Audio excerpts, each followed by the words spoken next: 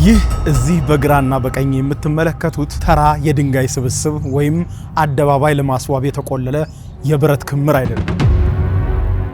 ለማመን ቢከብድም ከባቢ አየራችንን እየቀደዱ በዘመናት መካከል በአስገራሚ ሁኔታ ወደ ምድራችን የወደቁ አስገራሚ ሜቴራይቶች ናቸው።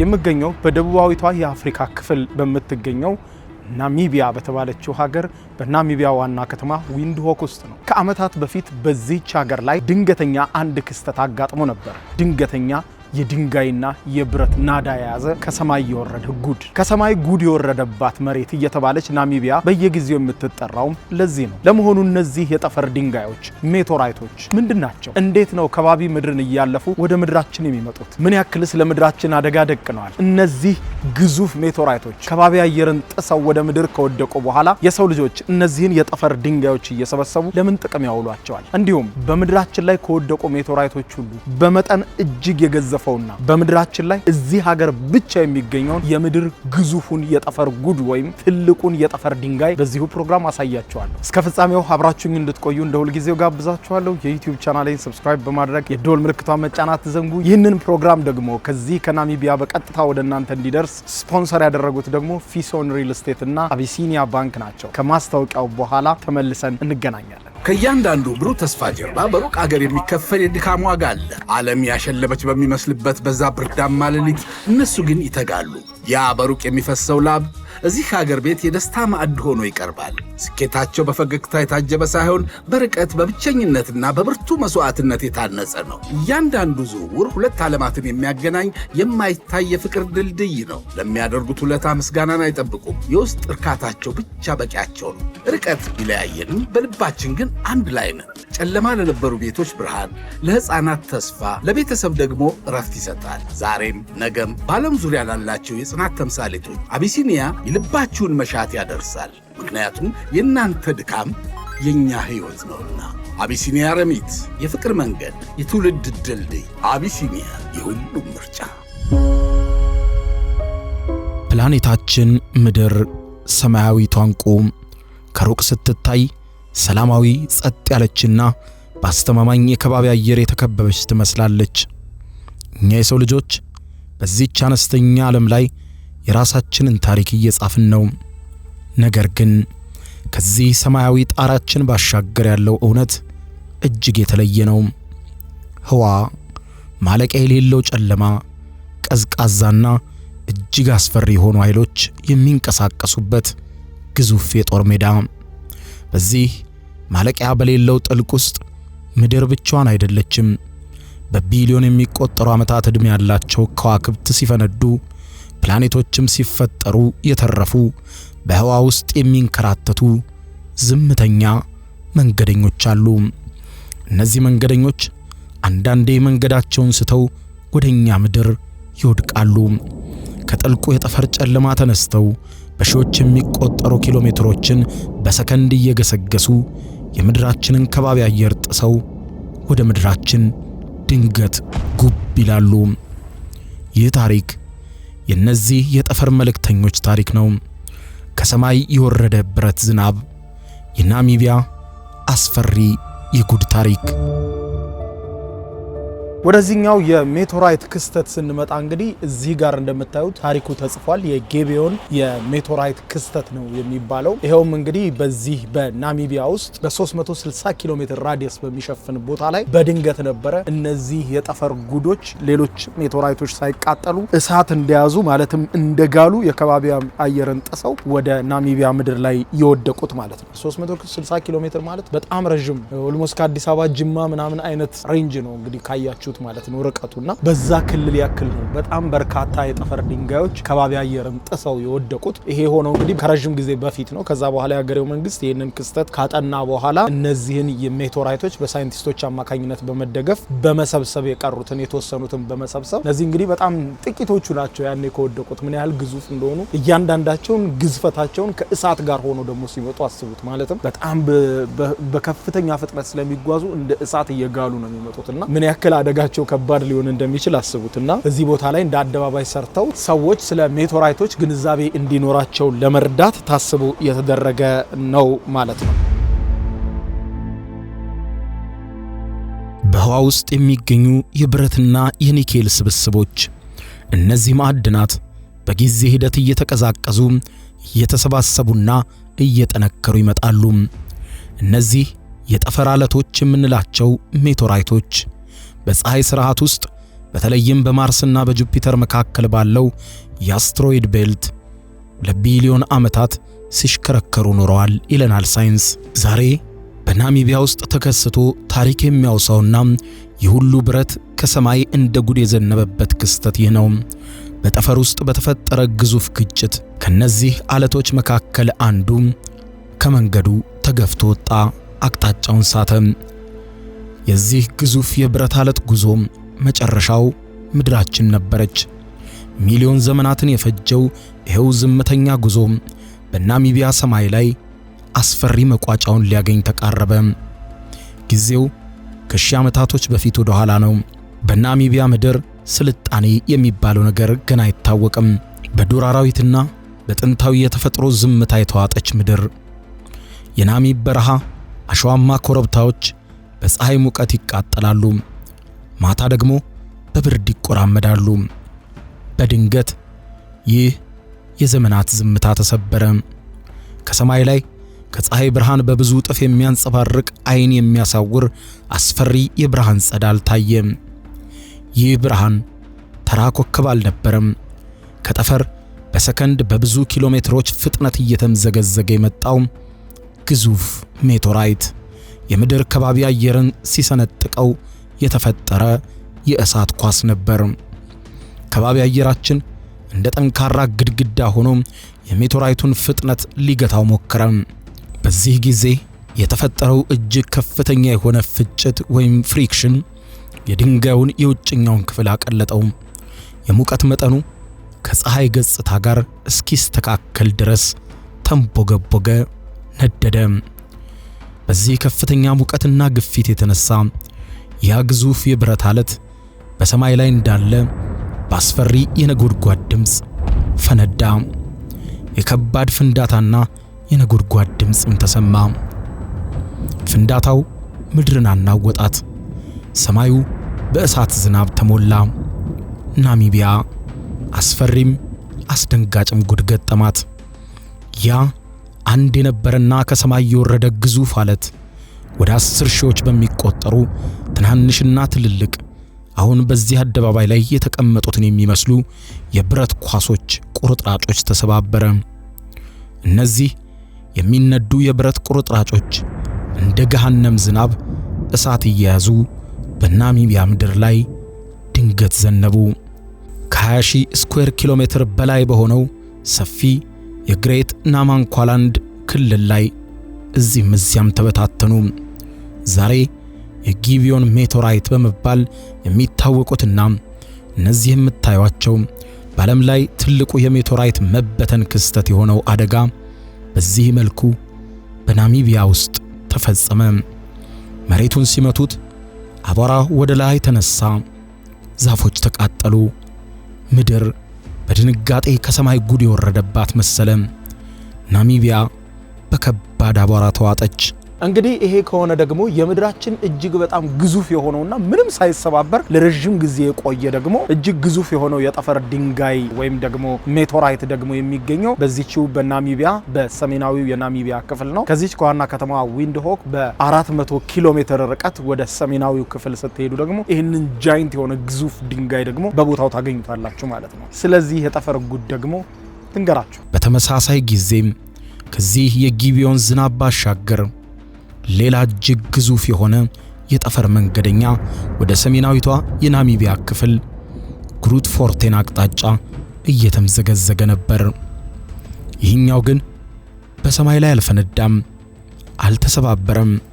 ይልቁንም የምድራችንን ከባቢ አየር እጅግ ባስደንጋጭ በማይታመን መልኩ ሰንጥቆ በማለፍ ልክ ጠፍጣፋ ድንጋይ በውሃ ላይ ሲወረወር እንደሚንሸራተተው ሁሉ የከባቢ አየሩን ንብርብሮች እየተንሸራተተ ፍጥነቱን አቀዝቅዞና ቀንሶ በድንገት መሬት ላይ ጉብ አለ። ይህ የምትመለከቱት ግዙፍ የጠፈር ድንጋይ ሆባ በመባል ይታወቃል። ሆባ ሜቶራይት በምድር ላይ እስካሁን ከተገኙ ሜቶራይቶች ሁሉ ትልቁና ከሰማይ የወረደው ጉድ ይህ የምታዩት ነው። ክብደቱ ከ60 ቶን ወይም ከ60,000 ኪሎ ግራም በላይ ነው። ይህ አሃዝ በአእምሯችን ለመሳል እንሞክር። 60 ቶን ማለት ምን ያህል ነው? አንድ ሙሉ በሙሉ የተጫነ ተሳፋሪዎችንና ሻንጣዎችን አጭቆ የተነሳ ግዙፍ የቦይንግ 737 አውሮፕላን ሚዛን ላይ ቢቀመጥ ከዚህ አንድ ነጠላ የጠፈር ድንጋይ ጋር እኩል ነው።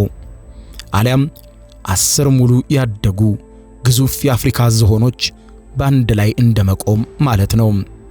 አስቡት፣ የ10 ዝሆን ክብደት ያለው ነገር ድንገት ከሰማይ መጥቶ አካባቢያችሁ ላይ ጉብ ሲል ይህንን የሚያክል ብረት እንደ አውሮፕላን የሚከብድ ንጹህ የብረት ክምችት ነው ድንገት ከሰማይ ወደ ምድር ጉብ ያለው። ታዲያ የዚህ ግዙፍነት አስገራሚ ጥያቄ ያስነሳል። ይህንን ያክል የሚከብድ ነገር ከህዋ ተወርውሮ መሬትን ሲመታ እንዴት ግዙፍ ጉድጓድ አልፈጠረም? ሳይንቲስቶች እንደሚሉት የሆባ ሜቶራይት ቅርጽ ጠፍጣፋ በመሆኑ የምድር ከባቢ አየር እንደ ፍሬን አገልግሎታል። በአየር ንብርብሮች ላይ የተንሸራተተ ፍጥነቱን እጅግ በመቀነሱ መሬት ላይ ቢያርፍ እንደ ላባ ቀስ ብሎ ባይሆንም ምድርን ግን አላፈነዳትም።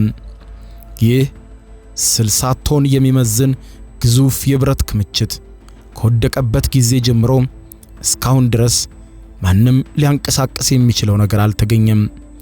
ማንምም ሊያነሳው አልቻለም። እዚያው ናሚቢያ ውስጥ ከዋክብትን እያየ እንደተኛ ሺህ ዓመታትን አስቆጥሯል።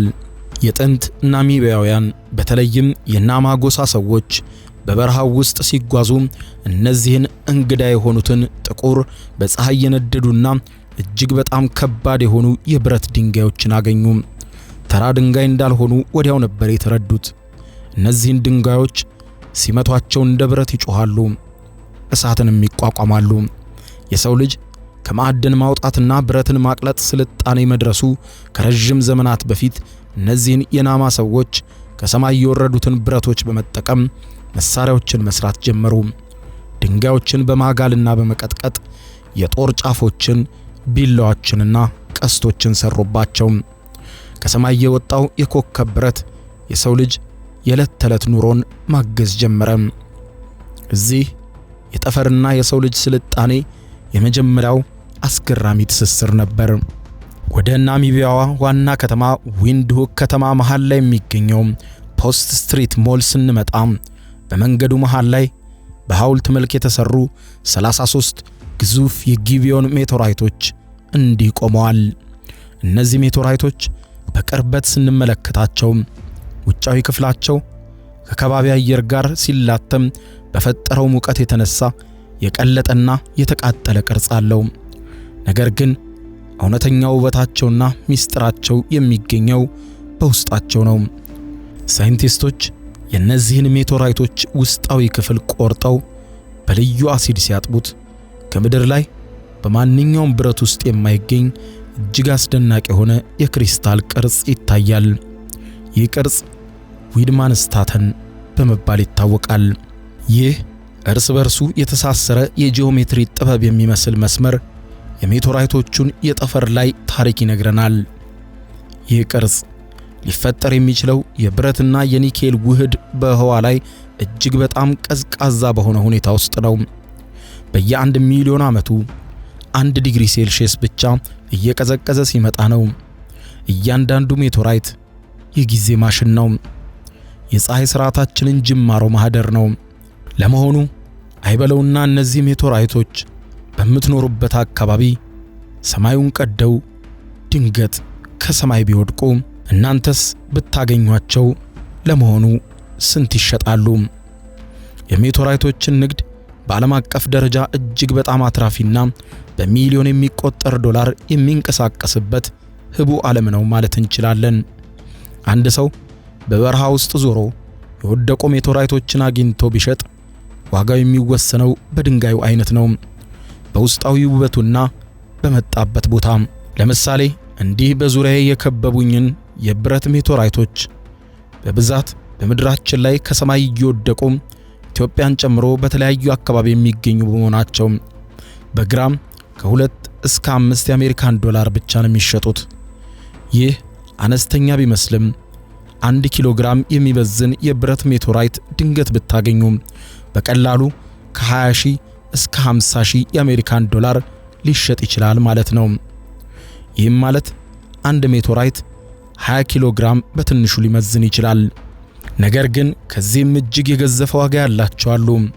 ፓላሳይት የሚባልና በውስጣቸው አረንጓዴ ቀለም ያለው ኦሊቪን የተባለ ክሪስታል የያዙ ሜቴራይቶች አሉ። እነዚህን ለሁለት ሰንጥቆ ብርሃን ሲፈነጥቅባቸው እንደ መስታወት ያበራሉ። የነዚህ ዋጋም በግራም ከ30 እስከ 50 የአሜሪካን ዶላር ይደርሳል። በጣም ውድ የሆኑት ደግሞ ከራሷ ከጨረቃ ወይም ከማርስ በግጭት ተፈጥረው የመጡ ናቸው።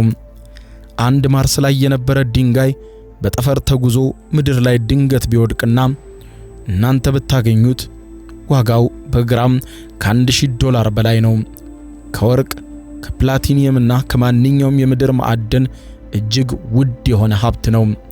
ለዚህም ነው ዛሬ ትልልቅ የቅንጦት ዕቃዎች የሮሌክስ የእጅ ሰዓት አምራቾች የሰዓቶቻቸውን ዳያል ከሜቴራይት በመስራት በውድ ዋጋ የሚሸጡት።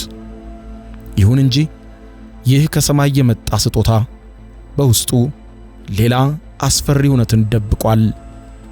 አደጋ። ምድር በጠፈር ላይ የምትሽከረከር ኢላማ ነች። ዛሬኛ ከነዚህ ድንጋዮች ለቱሪስት መስህብነት፣ ለሳይንስ ምርምርና ለጌጣጌጥ የምንጠቀምባቸው ሊሆን ይችላል። ነገር ግን እነዚህ ሜቴራይቶች የምድርን ከባቢ አየር ጥሰው በገቡበት ቅጽበት የነበራቸው ኃይል ከብዙ አቶሚክ ፈንጂዎች ፍንዳታ ጋር የሚስተካከል ነው።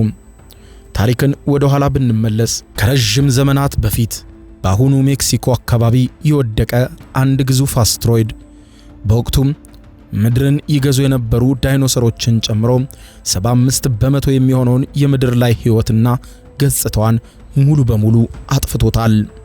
ሜቴራይቶች ከኒውክሌር የገዘፉ የጥፋት ማሽኖች ናቸው። ምድር ላይ በድንገት መቼ መጡ ሳይባል ወድቀው ጉድ የሚሰሩ። በቅርብ ጊዜያት እንኳን ብናይ እንደ አውሮፓውያን አቆጣጠር በ2013 በሩሲያዊቷ ቼሊያቢንስክ ከተማ ላይ የተከሰተውን ማስታወስ እንችላለን። ከ20 ሜትር የማይበልጥ ስፋት ያለው ሜቴራይት በከተማዋ ሰማይ ላይ ድንገት ሲፈነዳ ከ1500 በላይ ሰዎችን አቁስሏል። በሺዎች የሚቆጠሩ ህንጻዎችን አውድሟል። ይህ የሆነው ሜቴራይቱ መሬት እንኳን ሳይነካ ድንገት የተፈጠረ ነው። እስኪ ላፍታ የስፖንሰራችንን ማስታወቂያ አድምጠን እንመለስ። ይግቦ በ45,000 ካሬ ሜትር ላይ ወደ ተንጣለለው የፊሶን ሪል ስቴት እንኳን ደህና መጣችሁ። ቤቶቻችን ተጠናቀዋል፣ ይምጡና ይረከቡ። በተንጣለለው የፊሶን መንደር ታውን ሃውስ፣ ቪላና አፓርትመንት እንደ ምርጫው አቅርበናል። ዘመናዊና ቅንጡ አፓርትመንቶቻችን ከባለ 1 እስከ ባለ 3 መኝታ ተሰናድተዋል፣ እርሶን ይጠብቃሉ። የከርሰ ምድር ውሃ፣ ለተለያዩ ፕሮግራሞች የሚሆን ሰፊ ቴራስ፣ 24 ሰዓት የማይቋረጥ ተጠባባቂ ጄኔሬተር፣ ሰፊና አስተማማኝ የመኪና ማቆሚያ፣ የደህንነት ካሜራ ጨምሮ ይሄ ቀረሽ የማይባል ዘመናዊና ቅንጡ አፓርትመንት። ምርጫው ቪላ ከሆነ ደግሞ የተሟላና በ340 ካሬ ሜትር ላይ ያረፈ በውስጡ 6 መኝታ ቤቶች፣ 7 መታጠቢያ ቤቶች፣ 2 ሳሎን፣ 1 ባህላዊና 1 ዘመናዊ ኩሽናዎችን በውስጡ ያቀፈ ቤትም አለን። ታውን ሃውስስ ቢሉ በፊሶን መንደር ምን ጠፍቶ 5 መኝታ ቤት፣ 6 መታጠቢያ ቤትን፣ 1 ባህላዊና አንድ ዘመናዊ ኩሽና አካቶ በ190 ካሬ ላይ ያረፈ 2 መኪና ማቆም የሚያስችል ሰፊ ግቢ ያለው የፊሶን መንደር ይምጡ። ዛሬውኑ የቤት ባለቤት ይሆኑ። በ0952 78 78 78 ወይም በ0952 79 79 79 ላይ ሃሎ ይበሉን። ፊሶን ሪል ስቴት የርሶ። ላለፉት ሺህ ዘመናት የሰው ልጅ ቀና ብሎ ሰማዩን ሲመለከት በፍርሃትና በአጉል እምነት ነበር። ኮከብ ሲወድቅ የንጉሶች መሞቻ፣ የጦርነት መንስኤ ወይም የአማልክት ቁጣ ምልክት ተደርጎ ይወሰድ ነበር። የጥንት ስልጣኔዎች ከባቢሎን እስከ ማያ ሰማዩን ይመለከቱ የነበረው በስጋት ነበር። ነገር ግን የሰው ልጅ አእምሮ ለዘመናት አሁን ላይ ተመራምሯል፣ አውቋል። ነገሮችን ቀድሞ የመረዳት አቅሙም ጨምሯል። ዛሬ እኛ አቅመ ቢስ አይደለንም። የጠፈርን ሩሌት በዝምታ የምንጠብቅ ተገትሮ ተመልካቾችም አልሆንም። የሰው ልጅ ታሪኩን ለመቀየር የራሱን ዕጣ ፈንታ በእጁ ለመጻፍ የወሰነ ይመስላል። ይህንን የሚያደርገው በጦር መሳሪያ ወይም በአጉል እምነት ሳይሆን በሳይንስ በቴክኖሎጂና ወደር በሌለው የሂሳብ ቀመር ነው። ከላይ በህዋ ውስጥ በሚሊዮን የሚቆጠሩ የጠፈር አለቶችና አስትሮይዶች ይሽከረከራሉ። አብዛኞቹ በማርስና በጁፒተር መካከል ባለው ምህዋር ውስጥ ሰላማዊ ጉዟቸውን ያደርጋሉ። ነገር ግን ምድርን ተሻጋሪ አካላት ወይም በእንግሊዘኛው ኒር እርዝ ኦብጀክትስ በመባል የሚታወቁ መንገዳቸው ከምድር ምህዋር ጋር የሚቆራረጥ እንደ አጥፍቶ ጠፊ ፈንጂዎች በጠፈር ውስጥ የሚድበሰበሱ አሉ። ጥያቄው እነዚህ ከየት እንደሚመጡ የማይታወቁ ጥቁር ድንጋዮች ከምድር ላይ ሆነን እንዴት ልናያቸው እንችላለን? ከባቢ አየራችንን ሰንጥቀው ከመግባታቸው በፊት አሁን ያለው የሳይንስ ግኝት እንዴት ያውቃል? መልሱ አጭርና ግልጽ ነው። በዓለም ዙሪያ ብዙ የሰው ልጆች የማያውቃቸው ሚስጥራዊ የተተከሉ እጅግ ግዙፍና ረቂቅ የሆኑ የአይኖች ኔትወርክ አለ። በትንሿ የአሜሪካ ግዛት በሃዋይ ደሴቶች ከፍተኛ ተራራማ ጫፍ ላይ ከደመና በላይ እንዲሁም በደቡብ አሜሪካ በቺሊ አታካማ በረሃ ጸጥታ ውስጥ እንዲሁም በምድር ምህዋር ላይ በሚሽከረከሩ ሳተላይቶች ላይ ግዙፍ ቴሌስኮፖች ተተክለዋል። እነዚህ ቴሌስኮፖች ተራ የካሜራ ሌንሶች አይደሉም። ማታ ማታ ፀሐይ ስትጠልቅ እነዚህ ግዙፍ የቴክኖሎጂ አይኖች ይከፈታሉ። ሰፊውን የጠፈር ውቅያኖስ ማሰስ፣ መፈተሽና መቃኘት ይጀምራሉ። ንብረትነታቸው የናሳ የሆነው ፓን ስታርስና ኒዮዋይዝ የተባሉ የጠፈር ታዛቢዎችም ምድርን ከአስትሮይዶች ጥቃት ለመጠበቅ ሲሉ ሰማዩን እየታዘቡት እየተቆጣጠሩ ይቁለጨለጫሉ። አስትሮይዶች በባህሪያቸው እጅግ ግዙፍ ጥቁር ናቸው። የፀሐይ ብርሃን አይመልሱም። በጨለማው የጠፈር ራዳር ላይ ጥቁር ድንጋይ መፈለግ በጨለማ ክፍል ውስጥ ጥቁር ድመትን የመፈለግ ያክል እጅግ ከባድ ነው። ታዲያ ሳይንቲስቶች እንዴት ያገኟቸዋል? ሚስጥሩ የሙቀት ጨረርን በመጠቀም ነው። እነዚህ ጥቁር የጠፈር አለቶች የፀሐይን ብርሃን ባያንጸባርቁም የፀሐይን ሙቀት ግን ይመጣሉ። ያንን የዋጡትን ሙቀት ደግሞ በዝግታ ወደ ህዋ ይለቁታል። የኛ ዘመናዊ ቴሌስኮፖች የሚያነቡት ያንን በሚሊዮን ኪሎሜትሮች ርቀት ላይ ያለን ጥቃቅን የሙቀት አሻራ ነው። ነገሩ ሊታመን የማይችል ውስብስብ ነው። አንድ ቴሌስኮፕ በጠፈር ውስጥ የሚንቀሳቀስ ደብዘዝ ያለ ነጥብ ሲያገኘው ወዲያውኑ መልእክቱን ወደ ምድር ወደ ናሳ ስር ወደሚገኘው ለቅርብ ምድር አካላት ጥናት ማዕከል ይልካል። እዚያም እጅግ ግዙፍ የተራቀቁ ሱፐር ኮምፒውተሮች ይረከቡታል። የድንጋዩን ፍጥነት፣ የሚጓዝበትን አቅጣጫና የምህዋሩን ጂኦሜትሪ በአንድ ሰከንድ ውስጥ በሚሊዮን ጊዜ በማስላት ይህ የጠፈር ድንጋይ ከ10 ከ50 ከ100 ዓመት በኋላ የት የምድራችን ቦታ ላይ በትክክል እንደሚያርፍ ያውቃሉ። ይህ ነው የዘመናችን አስማት የምንለው። የሰው ልጅ ሂሳብን በመጠቀም ጊዜን ወደፊት ተጉዞ የወደፊቱን ማየት ችሏል። የትኛው አስትሮይድ ምድርን የቱ ጋር እንደሚመታት፣ በየቱ ጋር እንደሚስታት፣ የትኛው ደግሞ አደጋ ሊፈጥርባት እንደሚችል አሁን ባለን የተራቀቀ ቴክኖሎጂ ቀድመን ማወቅ እንችላለን። ሳይንቲስቶች ሜቴራይቶች የሚያደርሱትን አደጋ ለመለካት የቶሪኖ ስኬል የተባለ መለኪያ ይጠቀማሉ። ከ0 እስከ 10 የሚደርስ መለኪያ ሲሆን 0 ማለት ምንም አደጋ የሌለው፣ 10 ማለት ደግሞ የዓለምን ህልውና ሙሉ በሙሉ አናግቶ የሚያጠፋ ግዙፍ ግጭት ማለት ነው። እስካሁን ባለው ፍለጋ በሚቀጥሉት 100 ዓመታት ውስጥ ምድርን በእርግጠኝነት ይመታል ተብሎ የተተነበየና ስልጣኔን የሚያጠፋ ግዙፍ አስትሮይድ እስካሁን በህዋ ውስጥ አልታየም። ይህ ለሰው ልጆች ትልቅ እፎይታ ነው። ነገር ግን ሰማዩ ሁልጊዜም ሚስጥራዊ ነው። የሰው ልጆችም ሰማዩን በርብረው አልጨረሱትም። አንዳንድ ጊዜ የጠፈር ድንጋዮች በፀሐይ ብርሃን ተደብቀው ይመጣሉ፣ ብላይንድ ስፖት እንደምንለው። ከቴሌስኮፖቻችን እይታ ውጪ ከፀሐይ አቅጣጫ የሚመጡ አስትሮይዶችን ማየት አንችልም። በ2013 ሩሲያ ውስጥ እዛች ከተማ ላይ የተከሰተው አደጋም የዚህ ትልቅ ማሳያ ነው። ያ 20 ሜትር ስፋት የነበረው ሜቴራይት የመጣው ከፀሐይ አቅጣጫ በመሆኑ ማንም አላየውም፣ ማንም አልተነበየውም ነበር። ማንም ሳያስበው ድንገት አካባቢ አየር ውስጥ ገብቶ ሲፈነዳ ነው የሰው ልጅ የነቃው። ይህም ቴክኖሎጂያችን ገና ፍጹም አለመሆኑንና አሁንም በተፈጥሮ ቁጥጥር ስር መሆናችንን አጋላጭ ነው። አደጋ እንዳለ ቀድመን ብናውቅስ የሚለው ጥያቄ ነው። ለመትረፍ ምን እናደርጋለን?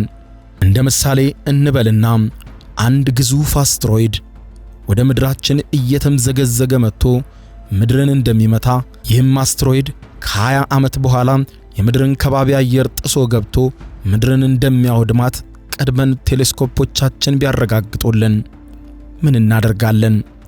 ዝም ብለን እናልቃለን ወይስ መሬት እንቆፍራለን? ይህ ጥያቄ አስገራሚ ምላሽ አለው። የሰው ልጅ ከዚህ ሁሉ ካለፈ ዓመታት አልፏል። ታሪክ ለመጀመሪያ ጊዜ አቅጣጫውን የቀየረበት አንድ አስደናቂ ክስተት ላውጋችሁም። በቅርብ ነው። እንደ አውሮፓውያኑ አቆጣጠር ሴፕቴምበር 26 2022 የሰው ልጅ ታሪክን የለወጠች የመጀመሪያዋ ክስተት።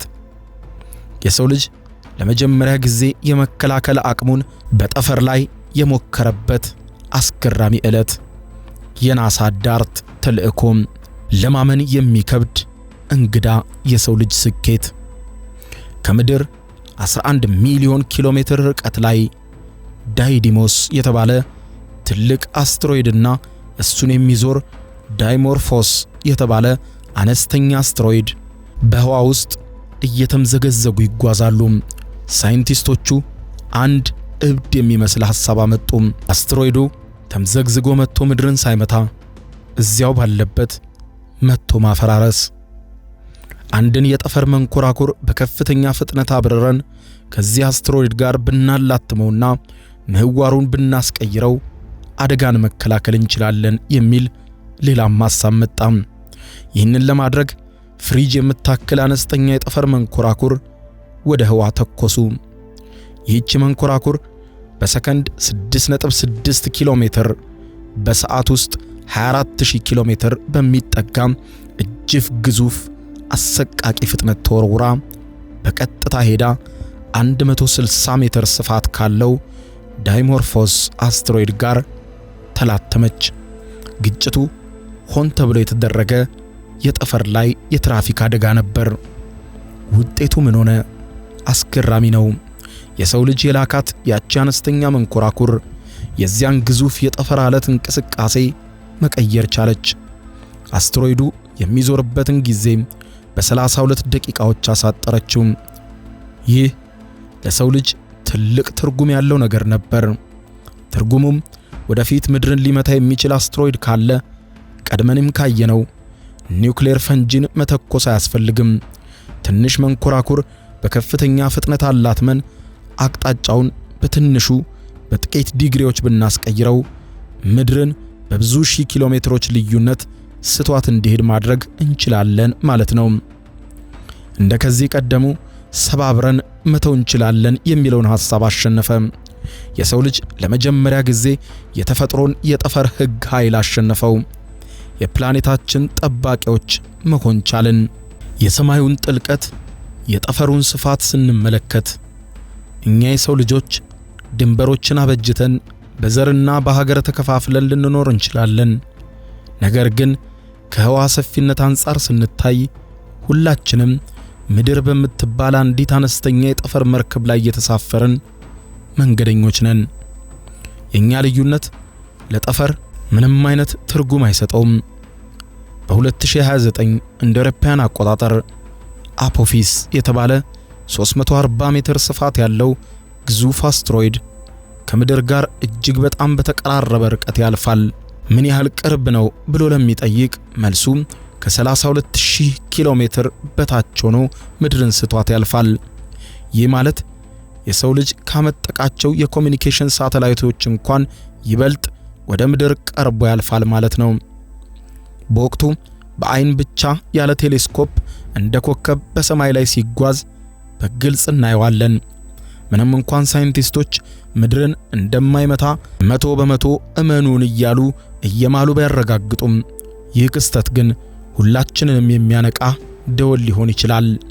የተፈጥሮ አስፈሪ ኃይል በበራፋችን ሲያልፍ ሁላችንም እንደ አንድ የሰው ዘር ሆነን ቀና ብለን አንጋጠን በሰማዩ ላይ እናየዋለን።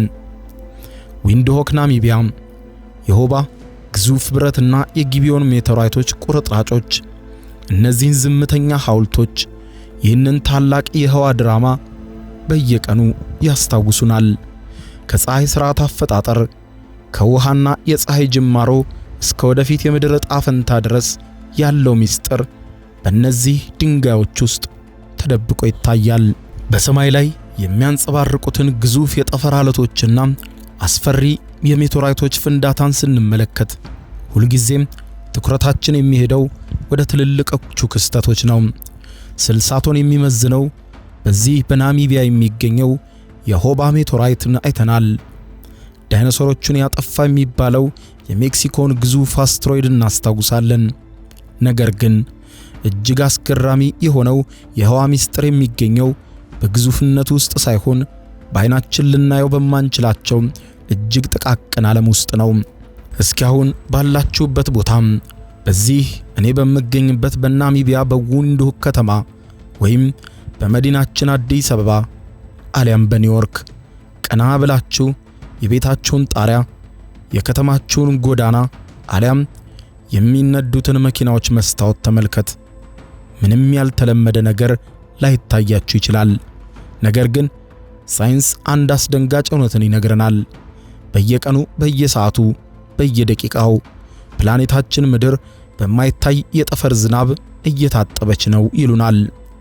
ማይክሮሜቴራይትስ የሚባሉ ከስኳር ቅንጣት የሚያንሱ ነገር ግን ከቢሊዮን ዓመታት በፊት የተፈጠሩ የጠፈር ብናኞች በየቀኑ ወደ ምድራችን ላይ በላያችን ላይ እየዘነቡ ነው። በየዓመቱ ከ40,000 ቶን በላይ የሚሆን የጠፈር አቧራ የምድራችን ከባቢ አየርን እየሰነጠቀ ወደ ምድር እንደሚገባ መስማት በእርግጥ ለማመን ይከብዳል። ይህ ማለት አሁን እየተነፈሳችሁት ባለው አየር ውስጥ፣ የምትጠጡት ውሃ ውስጥና ከቤት ውስጥ ባለው አፈር ውስጥ ከማርስ ከጨረቃና ከሩቅ አስትሮይዶች የመጡ ጥቃቅን የጠፈር ቅንጣቶች አሉ። እኛ የሰው ልጆች ሳናውቀው የጠፈርን አቧራ እየተነፈስን ነው የምንኖረው። በየቀኑ 100 አድማሶች እያቋረጥን በምድር ላይ ስንጓዝ የጠፈር መንገደኞች ደግሞ በእኛ ትከሻ ላይ ያርፋሉ። አንተ፣ እኔ፣ አንቺ፣ ሁላችንም በየቀኑ የጠፈርን ቅርስ ተሸክመን ነው የምንጓዘው። ከዚህ ጥቃቅን ዓለም ወጥተን ተፈጥሮ ያለምንም ማስጠንቀቂያ የምትሰራውን ሌላ አስገራሚና አስፈሪ ተአምር ላስመልክታችሁ። ሜቴራይቶች መሬት ላይ መውደቅና ጉድጓድ መፍጠር ብቻ አይደለም አደጋቸው። አንዳንዴ መሬት እንኳን ሳይነኩ ታላቅ ጥፋት ሊያደርሱ ይችላሉ። ሰኔ 30 1908 እንሂድ እንደ አውሮፓውያን አቆጣጠር በሩሲያ ሳይቤሪያ ውስጥ ቱንጉስካ በሚባል እጅግ ግዙፍ ርቆ በሚገኝ የደን ክልል ውስጥ አንድ ለማመን የሚከብድ እንግዳ ነገር ተፈጠረ። የጠዋቱ ፀሐይ ብርሃን በድንገት ከሰማይ በወረደ ሌላ ሁለተኛ ፀሐይ በሚመስል እጅግ አሳዋሪ በሆነ ብርሃን ተዋጠ። ከዚያም 1000 የሂሮሺማ አቶሚክ ፈንጂዎችን የሚያክል ግዙፍ ኃይል ያለው ፍንዳታ ተከሰተ። ይህ ፍንዳታ 80 ሚሊዮን ዛፎችን በ2000 ስኩዌር ኪሎ ሜትር ዙሪያ የአንድን ትልቅ ከተማ ስፋት የሚያክል ቦታ ላይ ልክ እንደ ክብሪት እንጨት ጠራርጎ አወደመው። ሳይንቲስቶች ከዓመታት በኋላ ይህንን ምስጢራዊ ቦታ ለማጥናት ሲሄዱ አንድ የሚያስገርም ነገር አጋጠማቸው። 80 ሚሊዮን ዛፍ ያጋደመና ምድርን ያናወጠ ፍንዳታ ተከስቶ ሳለ አንድም የሜቴራይት ጉድጓድ አልተገኘም። የድንጋይ ስባሪም አልነበረም። ታዲያ ምንድን የሆነው? የዘመኑ ሳይንቲስቶች ደረስንበት እንዳሉት ያ ወደ 60 ሜትር የሚጠጋ ስፋት የነበረው የጠፈር አካል አስትሮይድ ወይም ኮሜት መሬት ከመንካቱ በፊት ከከባቢ አየር ጋር በፈጠረው እጅግ ከፍተኛ ግጭት ምክንያት ከ5 እስከ 10 ኪሎ ሜትር ከፍታ ላይ በአየር ላይ ተኖ ጠፋ። ይህ ክስተት የጠፈር ድንጋዮች መሬት ሳይነኩ እንኳን ምን ያክል ገዳይ እንደሚሆኑ የሚያሳይ ነው። ይህ ፍንዳታ በወቅቱ ሰው በማይኖርበት የሳይቤሪያ ጫካ ውስጥ በመከሰቱ እንጂ እንደ ለንደን፣ ኒውዮርክ ወይም አዲስ አበባ ባሉ ትልልቅ ከተሞች ላይ ቢሆን ኖሮ በሚሊዮን የሚቆጠሩ የሰው ልጆችን ታሪክ በአንድ ሰከንድ ውስጥ እንዲያከትም ያደርግ ነበር። የሰው ልጅ ለዘመናት አልማዝን ለማግኘት መሬት ሲቆፍር ኖሯል። አልማዝ በምድር ውስጥ በከፍተኛ ግፊትና ሙቀት የሚፈጠር ውድ ማዕድን መሆኑን እናውቃለን። ነገር ግን ከምድር አልማዝ ይልቅ እጅግ ጠንካራና እጅግ ቅርብ የሆነ አልማዝ ከየት እንደሚመጣ ስንቶቻችሁ ታውቃላችሁ? ከሜቴራይት ነው። አንድ ግዙፍ የጠፈር አስትሮይድ በሰከንድ በ1000 የሚቆጠሩ ኪሎ ሜትሮችን እየተምዘገዘገ መጥቶ መሬትን ሲመታ በዚያ ቅጽበት የሚፈጠረው ሙቀትና ግፊት ከሰው ልጅ አስተሳሰብ በላይ ነው።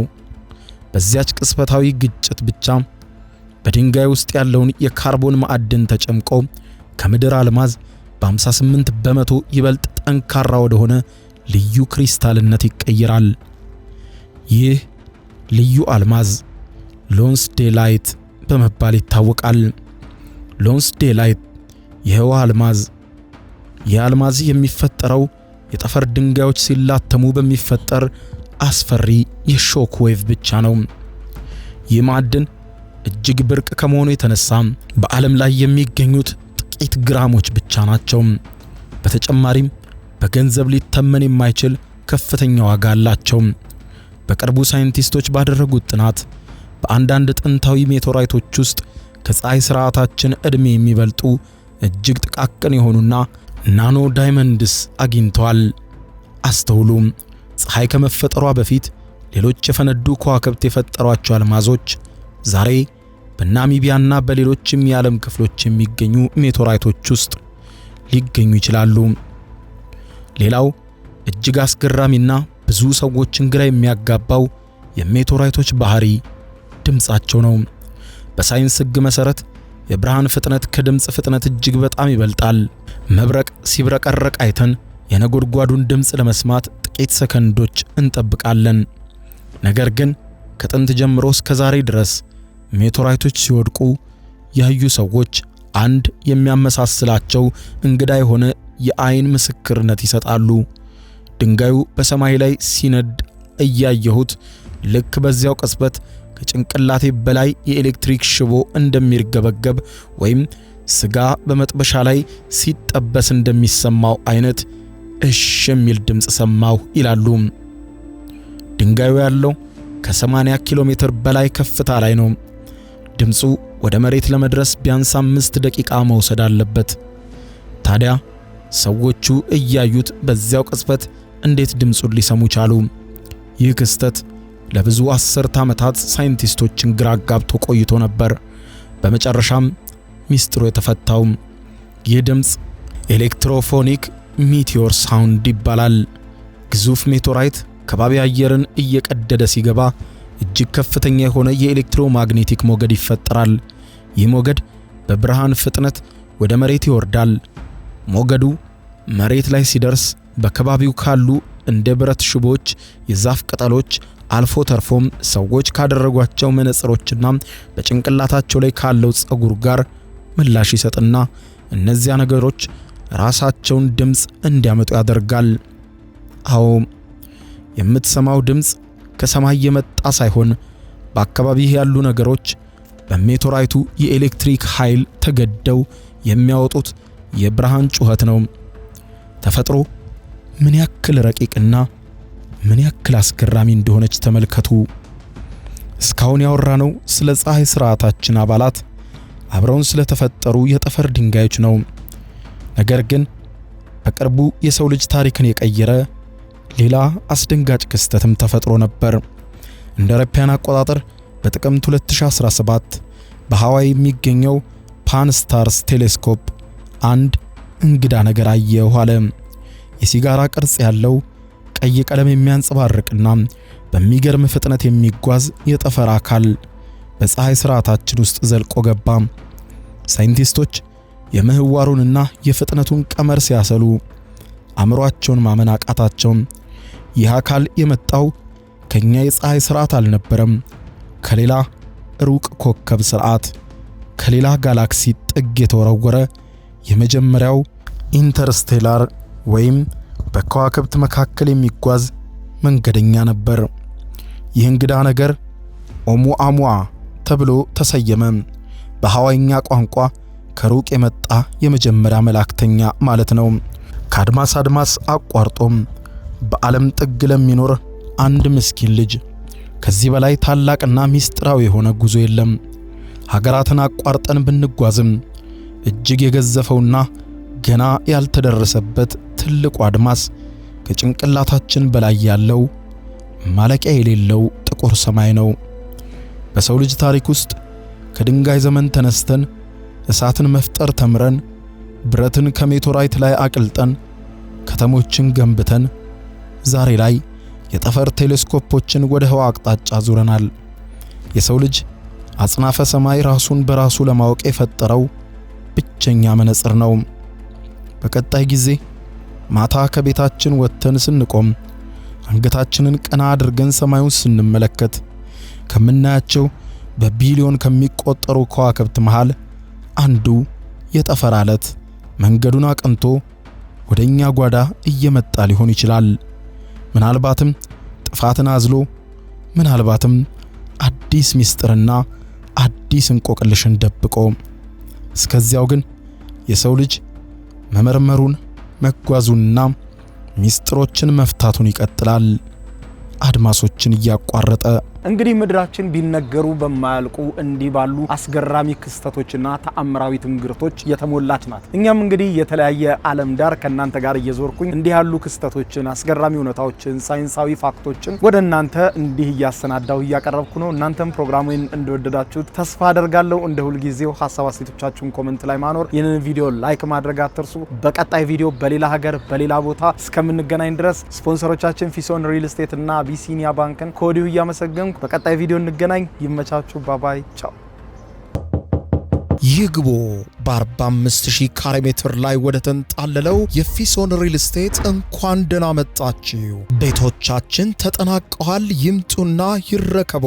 በተንጣለለው የፊሶን መንደር ታውን ሃውስ፣ ቪላና አፓርትመንት እንደ ምርጫው አቅርበናል። ዘመናዊና ቅንጡ አፓርትመንቶቻችን ከባለ 1 እስከ ባለ 3 መኝታ ተሰናድተዋል። እርሶን ይጠብቃሉ።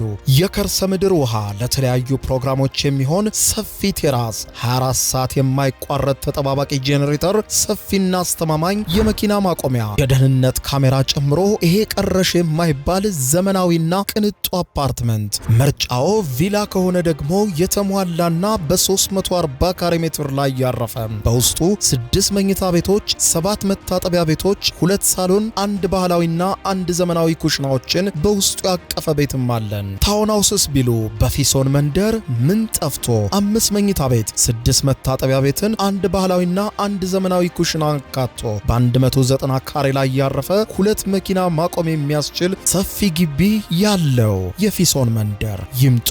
ዛሬውኑ የቤት ባለቤት ይሆኑ። በ0952 78 78 78 ወይም በ0952 79 79 79 ላይ ሃሎ ይበሉን። ፊሶን ሪል ስቴት የርሶ። አሁን ከልቦ ለመሳቅ ይዘጋጁ። ጊዜው የአቧራው ጨሰ ቲያትር ነው። ዘወትር ዓርብ በ12 ሰዓት በዓለም ሲኒማ ቀጠሮን ያደርጉ። ወይ አቧራው ጨሰ ቅድስት ገብረስላሴ፣ ቃል ኪዳን ታምሮ፣ ሱራፌል ብስራትና አቤል ብርሃኑ የወይኗ ልጅ በድንቅ ሁኔታ ይተውኑበታል። ከኔ ጋር ግን አንግባባም አይደል? ሳቅ እንደ ጥጥ ይፈተላል። በቃላት እያዋዛ በድርጊት ያስደምማል።